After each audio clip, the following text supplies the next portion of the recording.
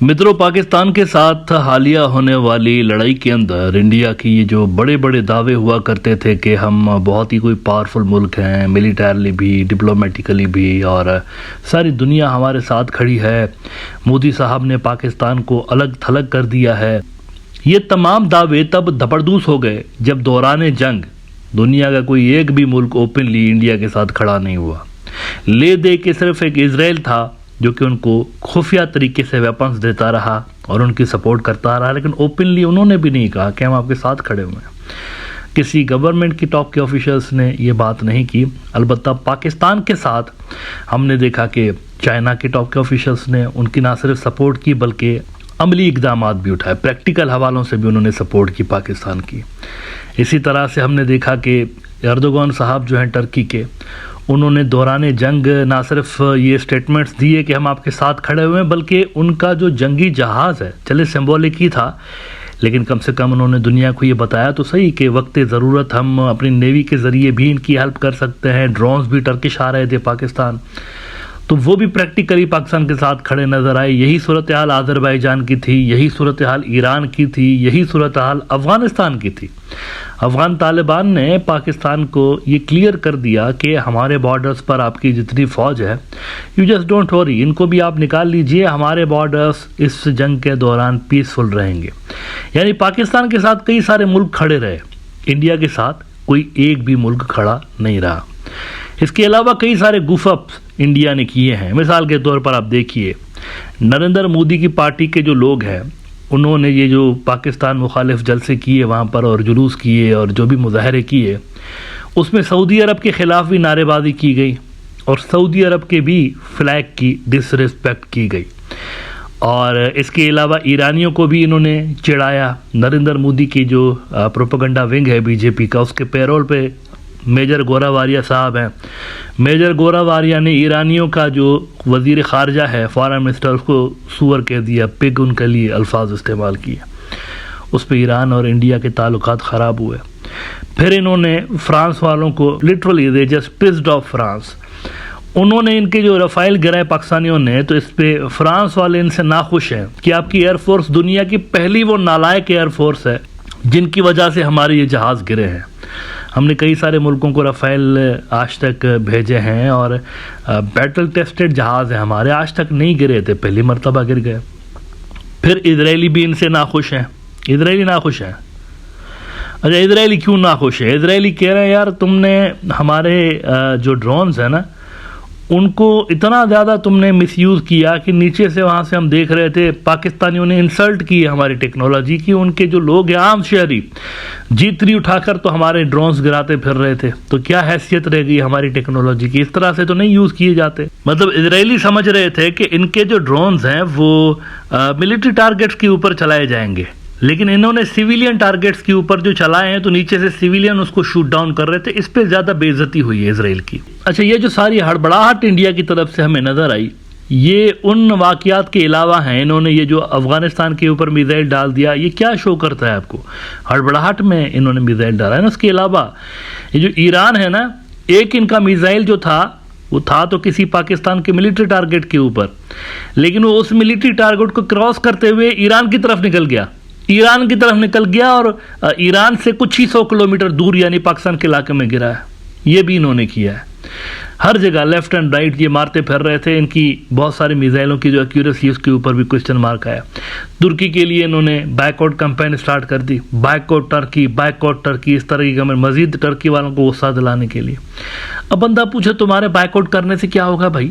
तुम हो पिद्दी, नरेंद्र मोदी की सरकार है पिद्दी, आपका क्या असर है इसके ऊपर, टर्की के ऊपर? वो आपको घास ही नहीं डालते। चलें बायकॉट कर दीजिए, क्या फ़र्क पड़ेगा टर्की वालों के ऊपर? डू यू नो इनका बायकॉट करने से तुर्की का कितना नुकसान होगा, टूरिज्म इंडस्ट्री का? खासतौर पर टूरिज्म के बायकॉट की बातें चल रही हैं। जैसे मालदीव के अगेंस्ट उन्होंने करने की कोशिश की थी ना, बैकफायर किया था, तो टर्की के लिए अगेंस्ट ये कह रहे हैं कि नहीं, उधर नहीं जाएंगे। चले नहीं जाएं।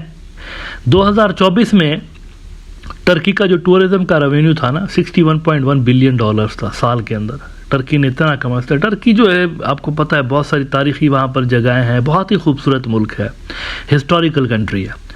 तो वहाँ पर लाखों लोग जाते हैं हर साल घूमने के लिए और मतलब इट्स वेरी नाइस, यानी यूरोप का दरवाज़ा है और बहुत खूबसूरत मुल्क है।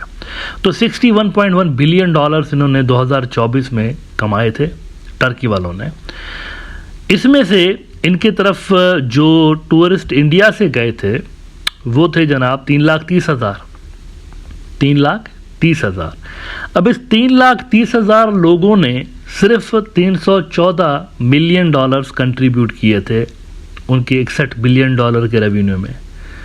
साल में कमाया इन्होंने 61.1 बिलियन डॉलर। उसमें से इंडियन टूरिस्टों का शेयर है सिर्फ और सिर्फ 314 million dollar, which is just 0.51%। इतना सा शेयर है।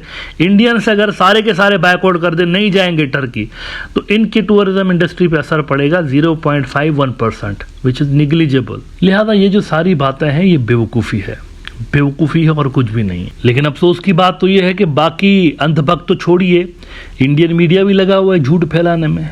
मुकम्मल तौर पर नरेंद्र मोदी के जेब में आके पड़ा हुआ है इंडियन मीडिया। ये फर्स्ट पोस्ट को देखिए क्या इन्होंने रिपोर्ट किया, और बहुत सारे और भी इंडिया के न्यूज़ आउटलेट्स ने यही झूठ फैलाया है। How India's backout for supporting Pakistan will hurt Turkey and Azerbaijan. Headline कितनी खतरनाक है। वो पता नहीं क्या ये शटर हो जाएगी इकोनॉमीज और पता नहीं क्या हो जाएगा इनके बैकआउट करने से। कहते हैं Indians have called for boycotting travel to Turkey and Azerbaijan which have seen a growing interest as the tourist spot in recent years after the Indian army revealed that Pakistan sent Turkish-made drones in border areas. The anger towards Ankara in India has increased, with even politicians supporting the idea of a ban on Turkish goods. अब मुझे बताइए क्या करेंगे। 0.5% है, आप हैं 0.5% उनकी tourism की इंडस्ट्री में। आपके बैकआउट का क्या असर पड़ेगा? खुद ही ख़राब होंगे। सिर्फ दुनिया आप पे हंसेगी कि देखो इन्होंने बैकआउट कर दिया और उधर उनका कुछ भी नहीं फ़र्क कुछ भी नहीं पड़ा उनका। अच्छा, इसके अलावा वो रशियंस देखिए आप, रशियंस पे बड़ा घमंड था, रशिया हमारे साथ खड़ा होगा। तो रशिया एक स्टेटमेंट नहीं दिया इनकी फेवर में रशियंस ने, वहाँ से भी कुछ भी नहीं हुआ। अमेरिका पे बड़ा आसरा था कि चलो चाइना के ख़िलाफ़ ना सही पाकिस्तान के ख़िलाफ़ कुछ ना कुछ हो जाएगा, लेकिन हुआ क्या है। उन्होंने ट्रंप साहब ने तो शहबाज शरीफ को और मोदी को एक ही कैटेगरी में खड़ा कर दिया। दोनों मेरे दोस्त हैं, दोनों बड़े ज़बरदस्त लीडर्स हैं। अभी ये देखिए, ये ज़रा क्लिप सुनिए। सऊदी अरब में भी बैठकर ये बहुत बड़ी एक डील की है, 140 अरब डॉलर से ज़्यादा की डिफेंस की डील की है सऊदी और अमेरिका ने। बहुत बड़ी, मेरे ख्याल से हिस्ट्री की सबसे बड़ी डील होगी इस तरह की। तो वहाँ पर भी बैठकर इसने कहा कि दोनों मुल्कों को बैठकर तो मामला सॉल्व करेंगे। अपने सेक्रेटरी ऑफ स्टेट को उसने कहा कि ज़रा दोनों को डिनर पे ले जाओ और बात करो। उसने मोदी को भी कहा पाकिस्तान के साथ बात करो। ये जरा सुनिए उसने क्या बात की है। So hard, Marco, stand up. What a great job you did on that. Thank you, JD Vance, Marco.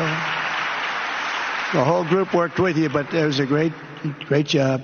And I think they're actually getting along. Maybe we can even get them together a little bit, Marco, where they go out and have a nice dinner together. Wouldn't that be nice? But we've come a long way, and it could be, millions of people could have died from that conflict that started off small and was getting bigger and bigger and bigger by the day. अच्छा, इसके अलावा वो पाकिस्तान को incredible power भी कह चुका है, fighting force भी कह चुका है कि बहुत ही ज़बरदस्त तरीके से इसने अपने पावर का मुजाहरा किया पाकिस्तान ने, ट्रंप ने कहा है। तो ये सब चीज़ें क्या जाहिर कर रही हैं? ये सब चीज़ें जाहिर कर रही हैं कि सफारती नाकामी हुई है, डिप्लोमेटिक डिफीट हुई है इंडिया की। इसके चलते गालियां पड़ रही हैं विक्रम मिस्री को हिंदुत्ववादी भक्तों की जानिब से। वो बेचारा अपना ट्विटर अकाउंट ब्लॉक करके चला गया, कल के एपिसोड में आपको बताया था, उसने अपना ट्विटर ब्लॉक कर दिया। वो बहुत गालियां पड़ रही हैं उसको वहाँ पे।